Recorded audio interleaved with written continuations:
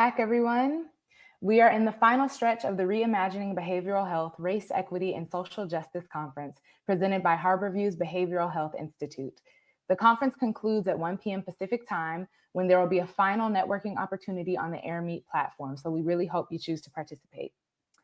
Now we'd like to welcome Kelechi Ubozoh and Zeruiah Buchanan for our final presentation of the conference. It's entitled The Power of Choice, Surviving Suicide from a Black Lens. Thank you so much for joining me on the stage. Thank you for having us. Yes.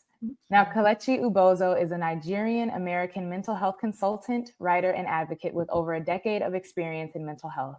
She has worked in research, advocacy, community engagement, suicide prevention, and peer support. Kelechi began her career as an investigative reporter, and she has appeared on CBS This Morning, Good Morning America, and was featured in O, the Oprah magazine, discussing suicide prevention from a lived experience perspective. Her book, We've Been Too Patient, Voices from Radical Mental Health, co-edited with LD Green, highlights marginalized voices and is used as curriculum at several universities. Kelechi facilitates BIPOC healing spaces, collaborates with youth on participatory research, and advocates for community-defined practices and against forced treatment. Zeruiah Buchanan is a doctoral student in the UW Department of Epidemiology. She is a social and legal epidemiologist focusing on mental health liberation, structural oppression, amelioration of policy, and intersectionality praxis. Previously, she worked as a program counselor at Peninsula Behavioral Health Hospital and a suicide prevention epidemiologist at Arizona Healthcare Cost Containment System.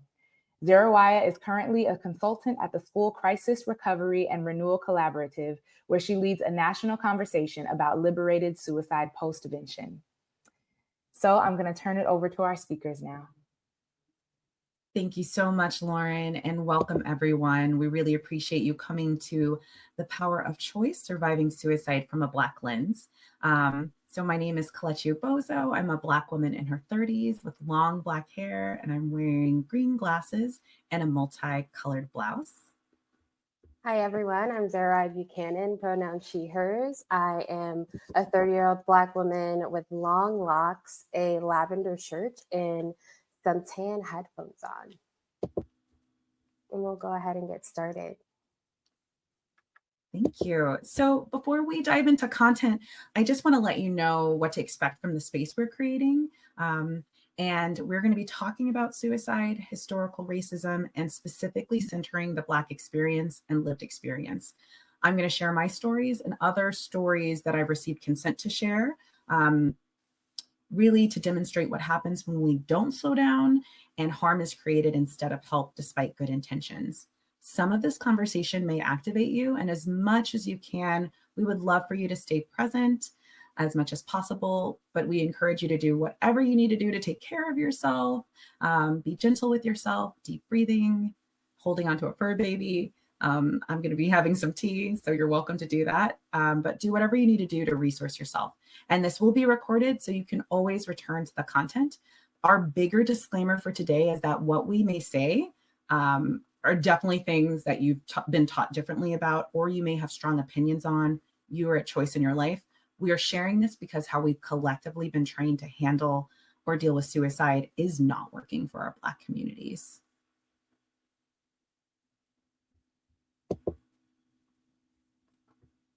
Perfect. And now Kelechi and I like to start off any presentation is grounding with the participants who are listening, with our community that we're trying to create here. So I invite you to close your eyes if you feel comfortable. You take one deep breath in and one exhale out. Imagine yourself calm, at peace, and focused.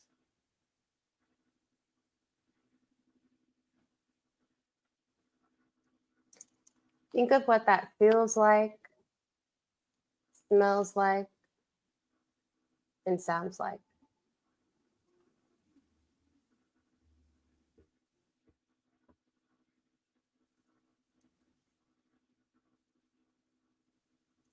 Try bringing those senses to your present self. Take a deep breath in and a deep breath out. And one more in. And a collective final exhale out. Perfect. I hope you're ready, because we are. Thanks so much, Dee. So in 2019, my co-editor and I, LD Green, published this book, We've Been to Patient Voices from Radical Mental Health. And it really places people with lived experience in the driver's seat of our own narrative. And we just released an audiobook last month, and I wanted to share a poem from our anthology. My poem, it's called She Wasn't Crazy. She wasn't crazy, but the world had a way of making her feel so. You try being a Black goth girl in Stone Mountain, Georgia. She liked vampires and Morrissey and how the darkness wrapped around her like a warm, familiar blanket. She was always too sensitive, too reactive, felt every feeling at high voltage. She wasn't crazy, but she said whatever she wanted, spilled words from her lips like red wine on white carpets. She left many stains. They called her Crazy K, and it stuck. She never slept. She crawled up the fire escape to hang off the edge. Longingly looking down, she flirted with death. She wanted to know if she let go, would she be free? She imagined a place where all the people loved her. She wasn't crazy, but when Grandma, the ultimate matriarch who kissed her thick eye-lined face and marveled at her choice of combat boots with fishnets, well, when Grandma died, the darkness welled up and started to choke her. She wanted to stop the world and get off, because when your world ends but you are still alive, there's something crazy about that. She was 13 when she wrote the first suicide note. It was on a Post-it. She wasn't crazy, just succinct. She wasn't crazy, just honest. She didn't want to live. She got messy. A friend found the note and called her mom, and all her mom could say is, why, baby? The words left her. Was she crazy? But she didn't feel crazy. They stripped her down like an animal, took her shoelaces, put her on suicide watch. She squirmed on an uncomfortable cot. She felt pretty crazy then. The psych ward for kids smelled like every hospital, bleach with the stench of disappointment and death. Even in this place, there was a psych ward hierarchy. They separated the kids with eating disorders from the crazy kids. The frail-looking teens never made eye contact, but the other kids got it. See, they all dreamed of McDonald's French fries and getting out of this sterile purgatory, this life-size pause button. One day, little Christine tried to open the locked door, but it wouldn't budge. The security guard said, "We lock it to keep the crazy people out." She laughed uncontrollably, but in hindsight, she could see that he was right. Because when she left the psych ward, she created a paper mache mask of glitter and light. She smiled until her eyes bugged out. She stopped wearing liquid eyeliner and made everyone feel comfortable. She said all the right things and lied about the darkness. See, all better now. The moment she stopped telling the truth, well, that was when she was truly crazy. So hopefully it is clear that I think crazy is a horrible and harmful word. And if it's not, I'm adding this as a disclaimer. My goal is to flip it on its head. This piece is part of my story, and I want to share a little bit more. I was always someone who had big emotions and was honest and open about them. And my grandmother was just this beautiful force of belonging in my life. And her death, in addition to rejection from my Black community, racism at my predominantly white school, insecurity with boys, impacted my mental health. I really felt suicidal. But after the response to me wanting to die was several traumatic experiences in psych wards and hearing from people around me, "You're selfish, get over it. Black folks don't have time to get depressed. We don't do that." I pretended to be okay. And I want to say that I don't think the intent was to harm me. Folks were really scared. But when you tell someone to stop talking about what they're feeling, it doesn't mean that feeling goes away. Instead, I pretended to be okay. What I wish had happened was that someone showed me coping skills for dealing with losing a loved one, navigating isolation and racism. I wish someone asked me, what would a world look like that felt livable to me? Instead, I stuffed everything down until a later crisis in my 20s, where I still tried to get help, but I was told I was too sick, too suicidal, and it led to another attempt. This time, my mom stepped in again to support me. And I want to acknowledge I have a lot of family privilege. My mom is a primary care Black doctor and mom. She knocked down every road. She was going to make sure I got help and paid for me to get good help, which I could not afford on a print journalism salary. And it was a combination of peer support. It was being with other survivors, trauma-informed therapy, psychoeducation that helped me understand what was behind these suicidal thoughts and feelings, and how could I develop coping strategies. So I moved to California to work in the peer movement and mental health. I've advocated locally and nationally. You can go to the next slide. Yeah, and that's my mom on the right. And today I'm a mental health advocate, a writer, a certified coach, a public speaker, and consultant. And I love my life. And I think sometimes people want to say or hear me say, you never had another suicidal thought, right? Well, that's not true. I'm someone who lives with suicidality. I still have suicidal thoughts. And I also have an amazing support system, which includes my mother, my husband, my peers, my Black therapist, and my friends. And so I just want to show a little bit of my story, and I want to pass it over to a wonderful person you should know as well. Oh, thank you. And thank you for sharing your story. It's beautiful and you are poetic. I'm Zeruiah Buchanan. The phonetics are up there. I am a doctoral student, as you know already, social legal epi focused, but also focused on community-based work, community-led work, community participatory work. Personally, I got into this work through my own experience with suicidality, suicide ideation to be particular, learning about my familial, their experiences, my family's experiences with suicidality, and then even community experiences. I think suicidology, suicide in general, really piqued my concern during the beginnings of Black Lives Matter, where we had a lot of different leaders within Black Lives Matter dying by suicide. And I was like, what's going on? What's going on in the Black community? Because what I heard was like, this is not a Black people problem. And during that process, I'm also getting a degree in Africana studies and psychology, trying to go to medical school, didn't go there. Thank the ancestors. And as I'm doing that, I'm also working in a carceral system. So as you heard, I worked at Peninsula Behavioral Health, where I'm trying to combat racism and discrimination. I'm trying to take care of my Black patients, especially in East Tennessee, where racism is like thriving. And I was experiencing it almost on the daily through interpersonal interactions. I leave graduate school and I go and I work for the state government, which, you know, it's the government. So your girl learned about red tape. I learned about policy. I learned about the discourse of suicidology there. I learned about what we actually know in suicidology and what we talk about and think about in that space. And now I'm back in academia, which is still an institution. It's still ivory tower, thriving in the institution. And so what I will say over the course of my learning about suicide, and then specifically suicide in the Black community, I've been part of the problem. But what takes me out of being part of the problem are where my values lie.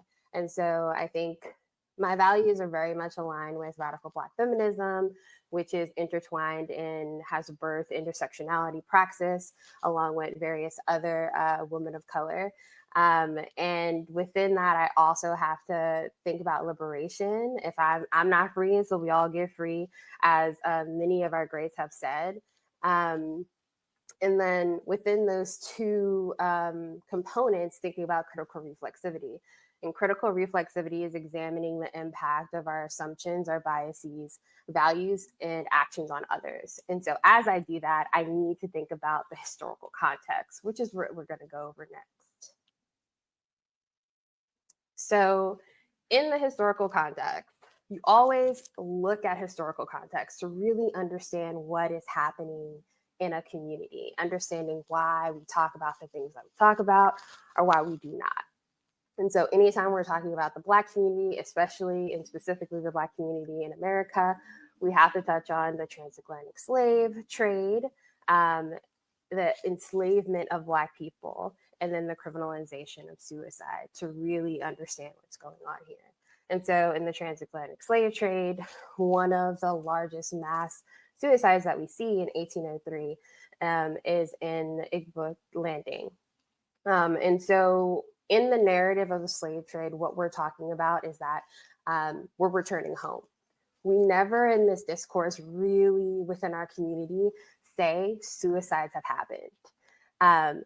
Suicide is that coping mechanism at that time for getting away from these horrific conditions. And then we move into the enslavement of Black people. And so we have to really acknowledge the separation of family, the isolation, the despair, acknowledging escaping the horrors of slavery. And there are a lot of first-person accounts in the National Humanities Center. They have a whole entire archive of people being like, yeah, she got whipped today and that was enough for her. We were starved to death. We didn't have enough type thing. And so really escaping the horrors of slavery. And then when we get into the criminalization of suicide, we need to acknowledge that the criminalization of suicide and mental health is wrapped up in the criminalization of Black people, and really acknowledge that. And then further going into the criminalization of suicide, realizing that it was very much rooted also in British common law, and then thrive further within the 17th century and on from Christian values, that suicide is a sin. And then as we go into this world of like, okay, well, maybe it's not the best idea to criminalize suicide. Maybe we should be getting them help. We then introduce this surveillance. And the surveillance of suicidality is wrapped up in the criminalization of people of color in particular. Thanks so much, Z. So heading back a slide, yeah. So in 2021, the American Psychiatric Association apologized to BIPOC communities for its structural racism and support in psychiatry. And this is after we saw a lot of apologies from institutions following the very public and very brutal murders of Ahmaud Arbery, Breonna Taylor, and George Floyd in 2020. But what does structural and scientific racism look like? It looks like diagnosing enslaved people with negritude, which was this irrational desire for Black people to be white, or drapetomania, which was a mental illness label given to enslaved people who ran away. Just think about that for a moment. To diagnose the desire to be freed from brutal captivity as a mental illness underscores the problematic history Black people in the US have with psychiatry, or even an association with mental illness. And last, we have to talk about segregated psych wards, which I only found out about in the last 4 years. At the end of the 19th century and into the 20th century, mental health experts believed that treating Black folks and white folks in the same psychiatric facilities would negatively affect the healing of white patients. And to be clear, the conditions in early asylums were unsanitary and isolating for white patients. But for Black patients, those conditions rivaled the most brutal faced under enslavement. So Black patients were housed outdoors, near the institutions, or in local jails. We see that criminalization, while white patients healed inside. The mental health treatment for Black patients was hard physical labor, cutting wood, working on the farm.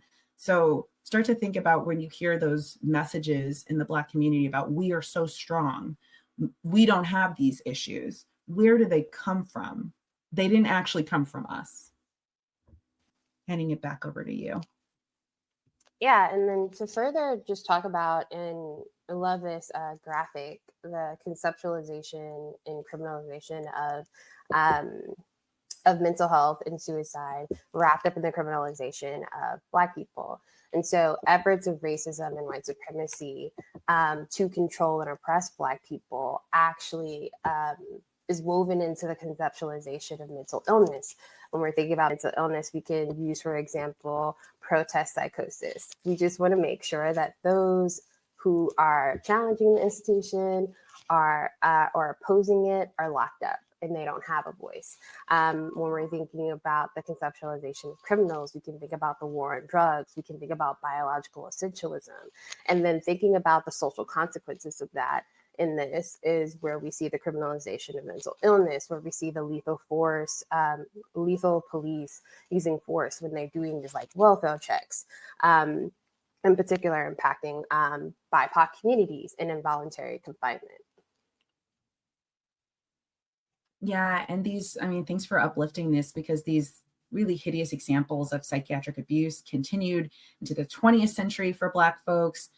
Things like forced sterilization, which disproportionately was directed at Black women who were declared mentally defective by courts, surgical lobotomies targeting Black folks from 1930s to the 60s. And Zeruiah just brought up like the protest psychosis, right? So this is in the 1960s, the DSM-2 was changed to add aggression and hostility as signs of schizophrenia as a trend to overdiagnose and overmedicate Black people because of their civil rights beliefs. You can even see on the right, this is a 1974 ad for Haldol, which shows this angry Black man with his fist up, which is clearly like a reference to the Black Panthers. And the text alongside it says cooperation often begins with Haldol. So while the Black community is not a monolith, there's definitely a lot of cultural beliefs when we think about mental health treatment. Like, we don't have mental illness. That's a white thing. We've got tough skin.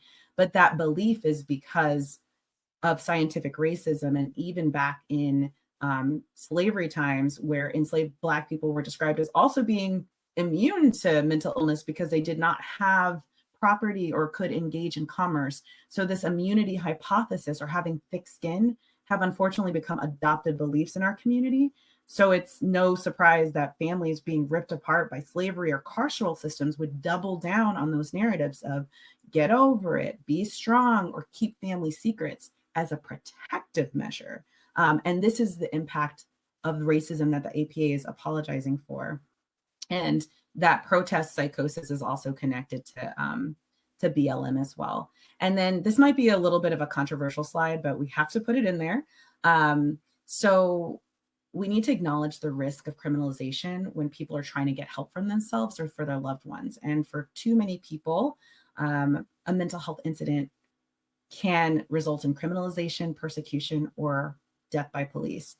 This Rutterman Family Foundation report says that 50% of individuals killed by police in the US had disabilities, and a large percentage of those were people with mental health conditions. We have an unfortunate example of that this very year with the murder of Sonia Massey, who was calling law enforcement for help and was murdered during her mental health crisis.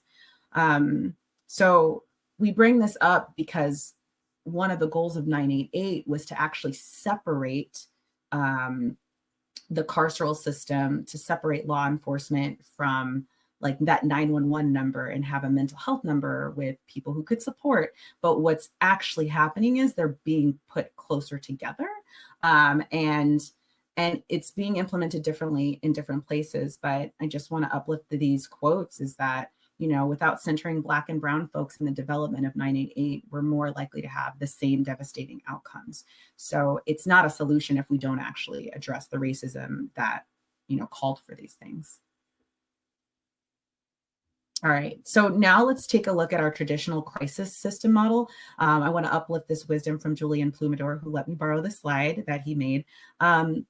So our traditional crisis intervention system is authority-centered, it's deficit-based, it wants to solve the crisis quickly, and it doesn't take into account the person's perspective. So the person who's in crisis does not have a perspective. And it's a very narrow view of crisis factors. And again, the goal of it is to like end the crisis immediately. What we really want to move towards is community crisis response, which is person-centered, strength-based. The goal would be to prioritize safety and health of the person in crisis, and also view the person in crisis as an expert on themselves. There's a holistic view of crisis factors, and the emphasis should be on a positive outcome. Right.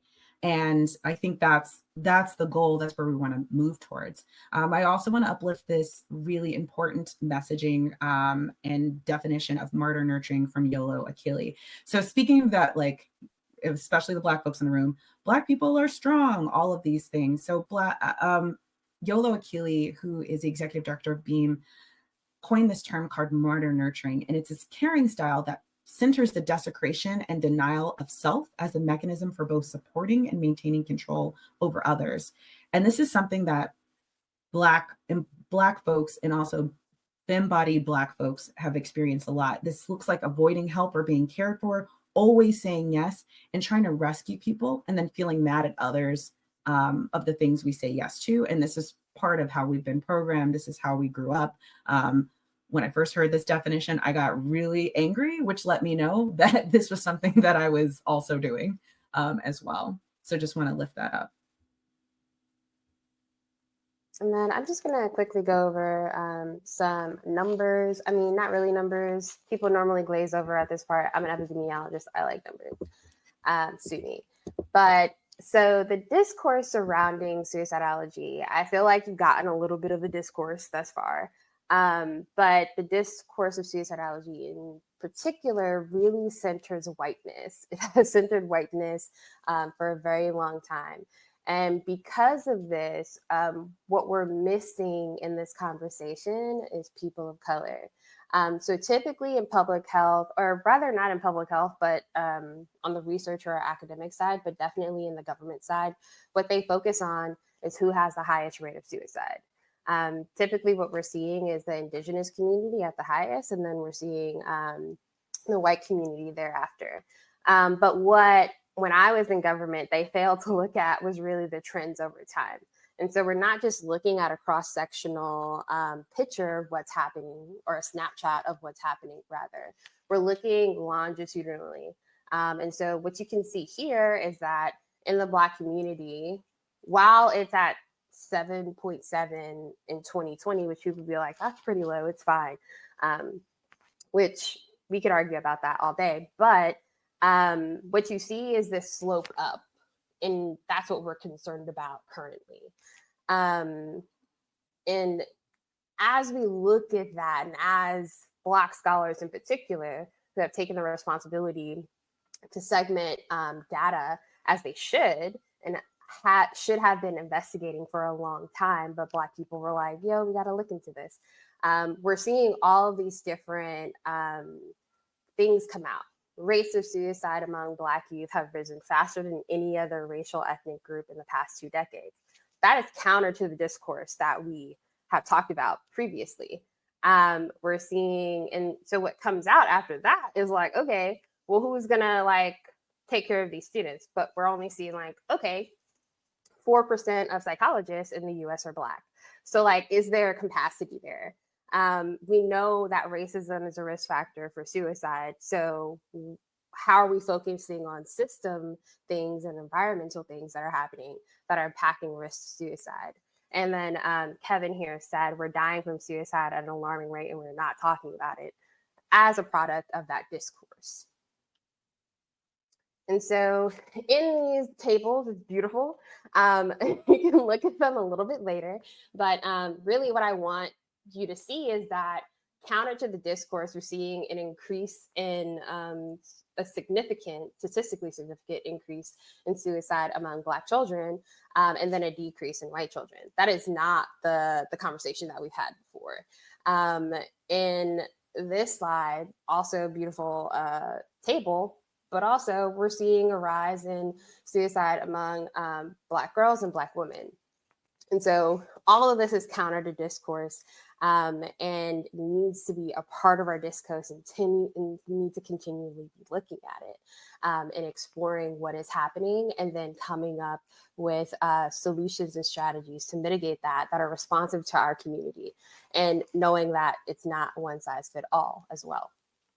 I'll pass it back over to Kelechi. Thank you so much. So one of the biggest goals of this conversation is actually to bring in faces of Black suicide attempt survivors, because we have a lot of numbers, but we don't always have the stories, like what's going on, what did you feel? So I had the amazing opportunity to interview these beautiful people. From left to right, we have Ashley Alpert, Morgan McCollin, Kevin Berthia, and Karis Jen Myrick. And these folks have experiences. They're all suicide attempt survivors, identify as Black. They've had experiences in foster care, being unhoused, incarceration, but more importantly, they also are really huge advocates in their community about what's working, what's not working. So we want to just bring in the conversation that I had with these wonderful people. And so the first question that Kelechi asked was, what messages did you hear about suicide from the Black community, and why do you think talking about suicide is still so taboo in the Black community, which we've talked about a little bit. Participants talked about suicide isn't a Black people thing. We're strong, just like the messages Kelechi and I also got. You need to pray. It's a sin to commit suicide, which is like the legacy of that Christian values coming in and weaving in. Kevin talked about there was no messaging. He talked about the fact that he didn't even hear about the phrase mental health until he was in a hospital for a non-fatal suicide experience or a suicide attempt. Morgan talked about people telling them, yeah, you're just trying to get attention. And then Karis said that, people told her if she ended her life, that she wouldn't be able to see her ancestors. Karis goes on to talk about how we aren't even safe if we try to get help. We're really talking about like, okay, if you're in crisis, you call, there's a police officer, you're more likely to end up being harmed or even killed. And so that's why it's really taboo in the community to talk about this. Kevin talked about, we haven't been taught to talk about our emotions or our feelings, so how can we even talk about suicide? And then Ashley really talked about the minimization of her feelings and people in her community and her family minimizing her feelings and not really understanding the circumstances that were happening around her to even lead her into a place where suicide was an option for her. Thank you so much. The other question I asked folks was, what was your experience trying to get help or talk to someone about what was going on with you? So Karis shared that because of the media and seeing negative messages or portrayals of quote unquote crazy people in the media as being unloved, her big fear was that her family wouldn't actually love her. Her parents wouldn't love her. So she didn't start talking about it until she was in her 40s with her family. That's a big trend of like holding things down for decades. I want to say that happens to a lot of us. Also, Karis tried to get help from a Black psychiatrist who also was sexist and told her, maybe it'd be better off if she was a secretary. And so, just want to say that as we see folks, we need to think about intersectionality. What are the beliefs about women and possibilities? But I want to lift that up as well. Ashley shared that she was having night terrors as a young person, and she was seen as uncontrollable in school. They saw her as a fighter. They labeled her aggression, but the aggression was a secondary emotion because she was actually self-harming and really struggling, but how she was portrayed or how people received her was aggressive. So during a time when she was having a really young time and self-harming, her grandmother was scared and tried to intervene. Grandmother called police for help, but they took her to jail. And she got mad at her grandmother. Her grandmother got mad at the system. And her grandmother was confused. She was like, I need her to get help. Why are you arresting her? So again, we see that like consistent issue of criminalizing mental health or suicidality. Morgan, another story. Morgan was 15 and was talking to a hotline. And I want to just say, like, when people reach out to hotlines or they share, there's a part of them, I believe, there's a part of them that wants to stay. So what are you doing to the part of someone who wants to stay when you harm them? So he called called a hotline, and law enforcement showed up for an active rescue. He had no idea what was happening. They were really scared. He got arrested and handcuffed and put in the back of a cop car. And again, you'll hear this consistent message, like police don't need to be first responders to psychiatric emergencies. And Morgan was really scared. It felt really dangerous because all he's seeing is this gun. And further, of like that fear of the unknown was the worst part. Like, did not know what was happening. Nothing was explained. That's not a tenet of trauma-informed care of like, here's all the things that's going to happen to you. And so that really impacted how someone reaches out for help. The other thing I want to lift up is what Kevin shared was that he had 2 Black therapists who thought he should be over what he was struggling with. And one of the things was belonging in, because he was adopted by a Black family, but they thought because he was adopted by a Black family and they quote unquote matched up, but for him, he still didn't look like anyone in his family. He was struggling with it. So there was this dismissiveness of, of his experience. And Ashley lifts up that suicide watch at a hospital is just like a juvenile facility. And I was trying to survive the help they were trying to give me. The next question Kelechi asked was surrounding what did you wish mental health providers knew about a Black person dealing with suicidality? Ashley talked about Black people not being a monolith, which is so true. It isn't supposed to be one size fit all, and really touches on the concept of intersectionality, which is, to explain that a little more, is like Kelechi and I both have experiences with suicidality, but the needs that we have are completely different because of the different social locations, the different experiences that we've had.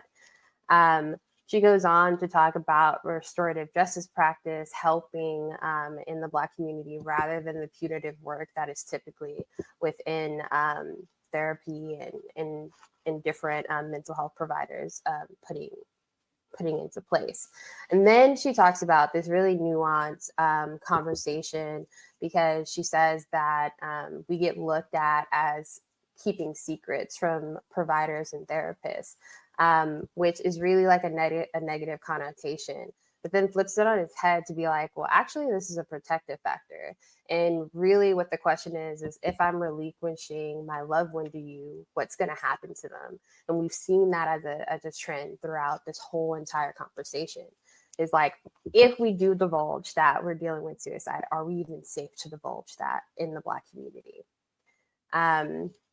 Kevin talks about unlearning the stigma surrounding mental health and continues to talk about needing validation and really being able to have a validation that, like, I'm going to accept you. I'm still going to love you, even though you're dealing with a mental health crisis, dealing with suicidality, so on and so forth. Harris gets into talking about taking your time to try to listen to why we don't feel like we can be here anymore. If you don't understand that, how are you actually helping me, type thing. And then goes on to say that providers really need to recognize the impacts of racial trauma with the intergenerational impacts of racial trauma and discrimination, and be able to have an in-depth conversation about how that's manifesting today, how it has manifested historically, and says that it's very hard to be hopeful and see something change when you hear and see things that impact your community based on our race. Thanks so much, Z. So what advice would you give people who want to support a Black person struggling with suicidality? And I just want you to all know you're going to have copies of these slides. I might have to move a little fast because of time. Kevin shared compassion, patience, understanding. Specifically for Black men, he needed a safe space to be able to actually feel his emotions, and that he's going through years of unprocessed emotions. So creating safe spaces, non-judgmental spaces. Karis again says, don't have that knee-jerk reaction, call 911.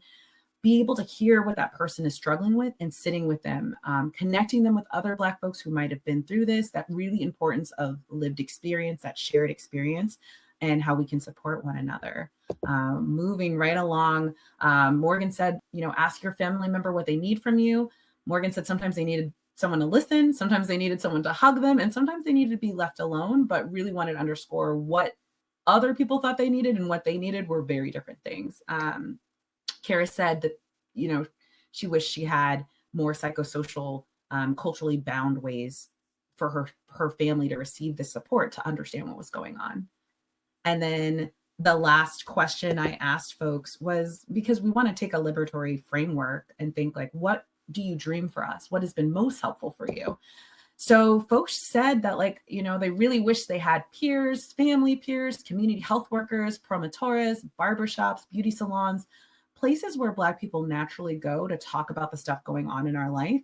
Having those folks trained and able to offer support and hold space for those conversations, and knowing when to refer when necessary. Really wanted social determinants of health, and also acknowledging the colonization that's in psychiatry to have a better understanding why people aren't accessing conventional treatment. And, you know, Ashley just called it out and said, wish that Black people were held as sacred human beings, that our lives matter, and that we're just descendants of slaves that are angry, right? That we are sacred. Keeping it going, everyone had different things that were helpful for them. Some said peer support, some said ancestral healing circles, restorative justice practice, trauma-informed therapy, Black therapists, therapists of color, Christian therapists, therapists who understand cultural humility and racism that may not always identify as BIPOC. Being an advocate was one thing that everyone had in common.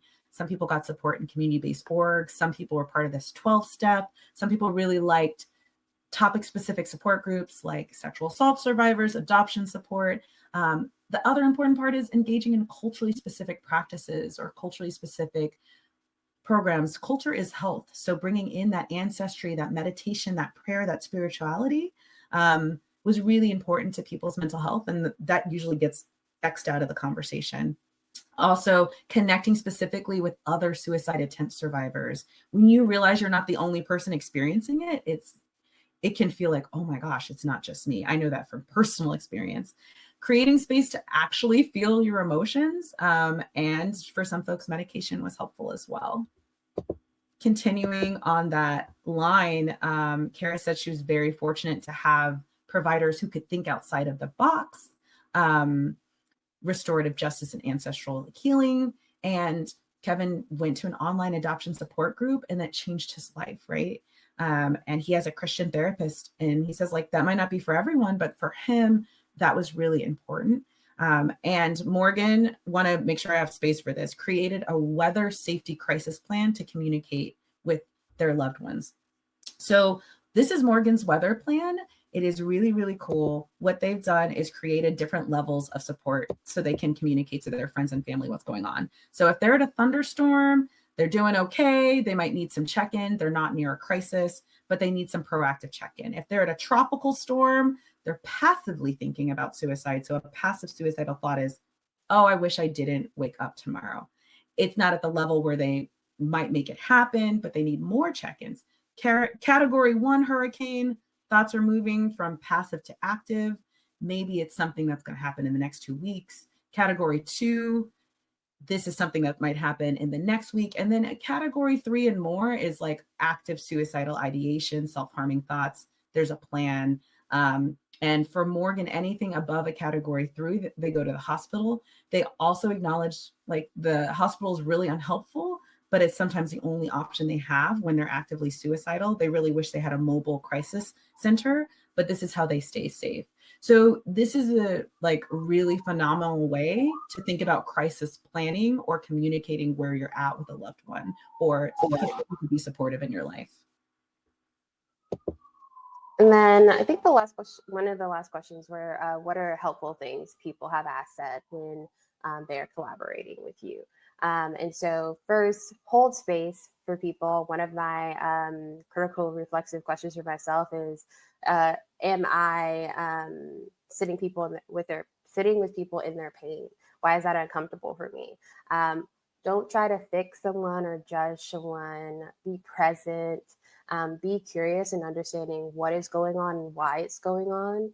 Give people choices and options, hence the title of this presentation.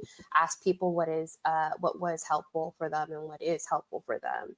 Give them options besides suicide, and ask them if you can get someone involved, whether it be family, friends, or a professional, and then provide reminders of past strategies that have been helpful in this space before.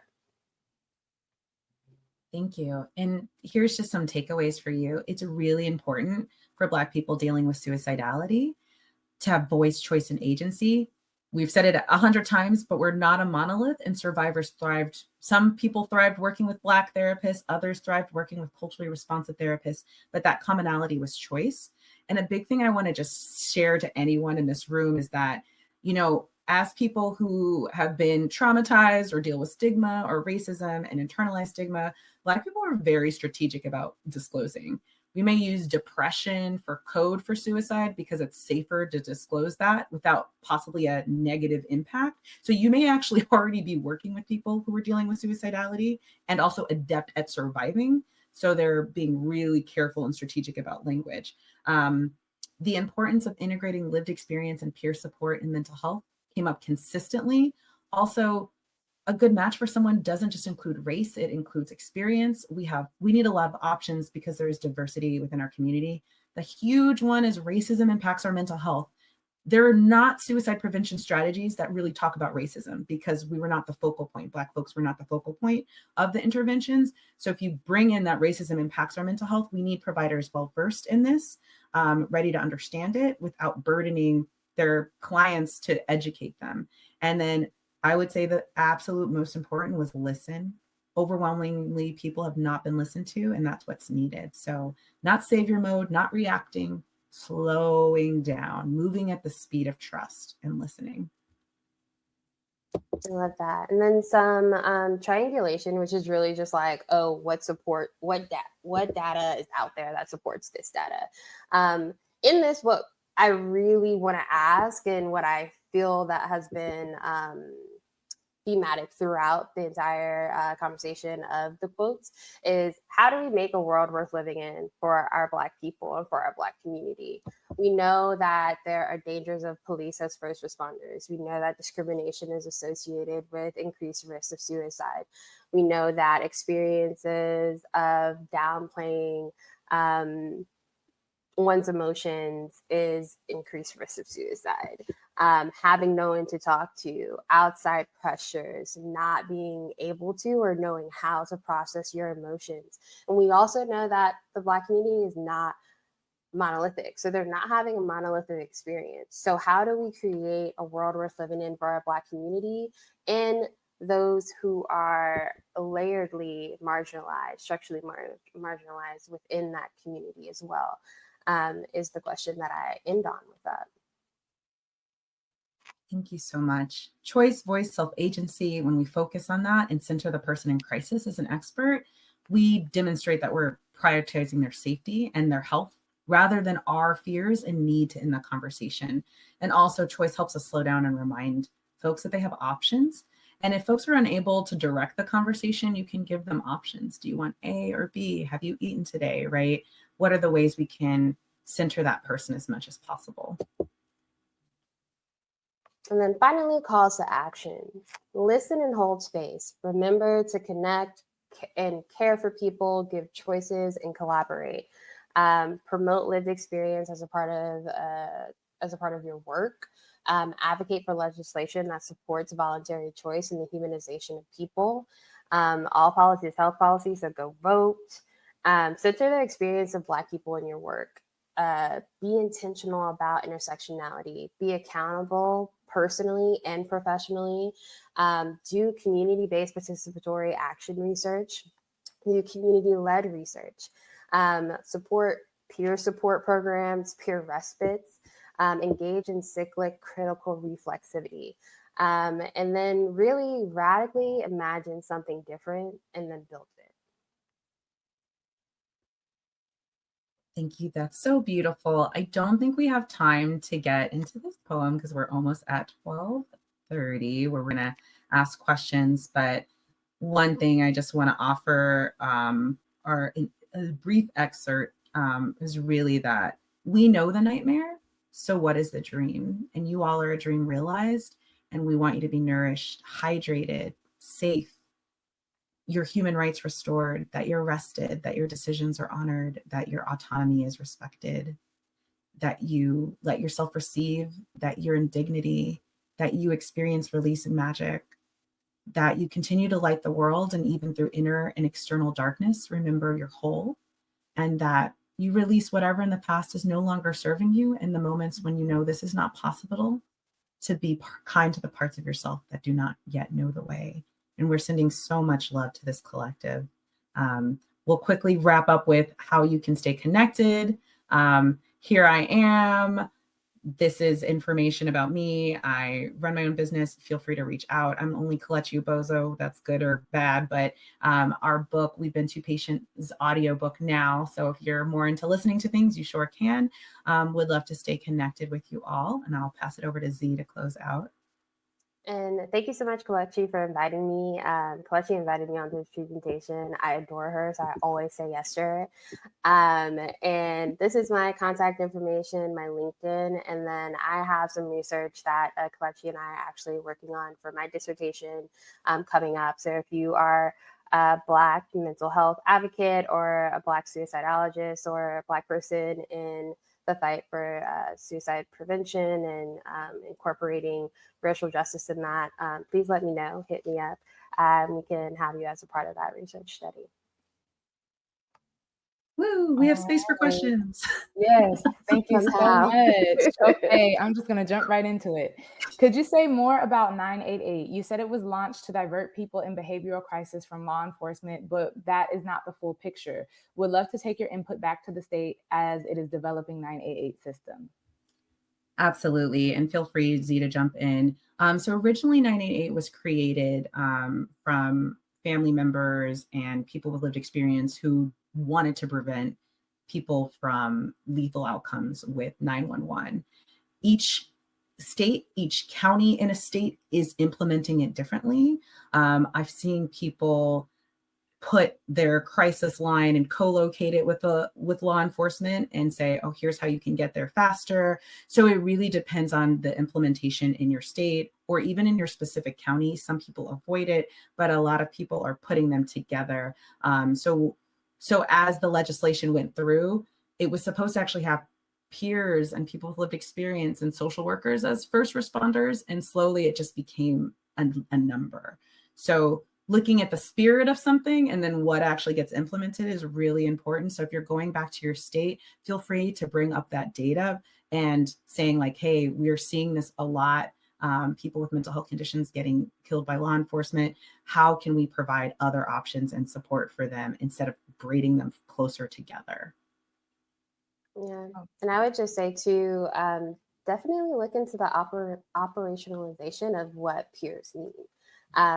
Because depending on what community you're serving or what community is within the county or what have you, we really need to pay attention to what peers actually mean in that context.